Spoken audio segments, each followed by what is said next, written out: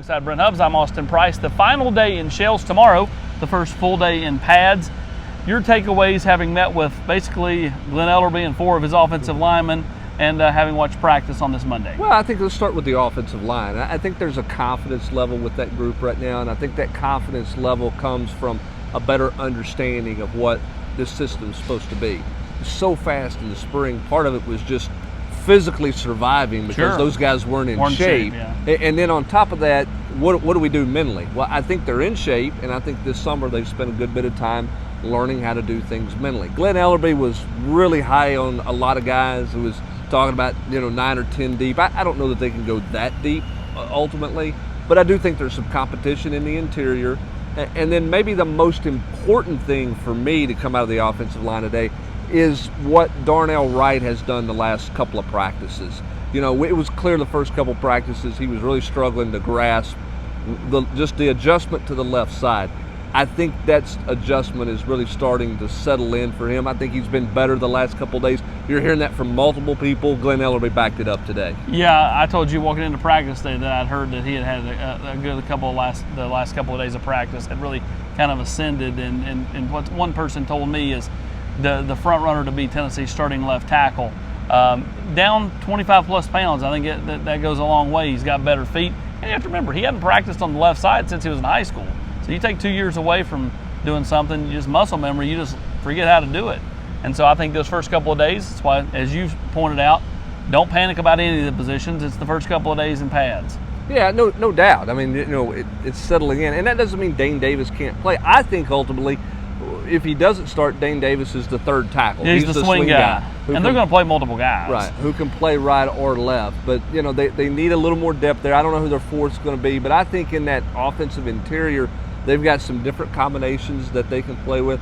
And I thought it was interesting, Ellerbe saying, I want to keep it all wide open through this first scrimmage.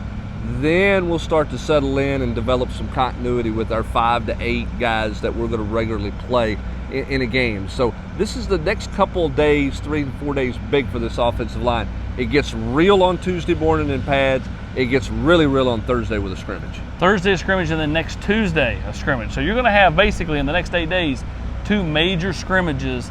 To me, that's when this thing really kind of gets pared down to, okay, that's going to be our quarterback, or that's our top 2 quarterbacks. This is going to be our offensive line. This is going to be who we play at linebacker, those type of things. These next 8 days are huge. Yeah, there's no doubt about that. And then on the practice field, I won't say we saw separation with the quarterbacks, but it certainly felt that way. A little less Brian Maurer reps while we were out there. May have changed when we left, but when we were out there, less Maurer reps, more Milton Hooker and Harrison Bailey. I think Hooker's the X factor in this thing. I think he's performing much better right now than he did in the spring. I think in the spring he was so conservative, trying not to lose the job, trying to figure it all out because it was all due to him. I think he's cutting it loose a little bit more. And today, Joe Milton threw a ball today that you went, holy smokes. He threw a deep ball dead in stride that he just flipped his wrist. So we'll see. But we saw, I think, a little bit of an early separation there. And then I watched a good bit of the defense today, and I'll flip it back to you for offense.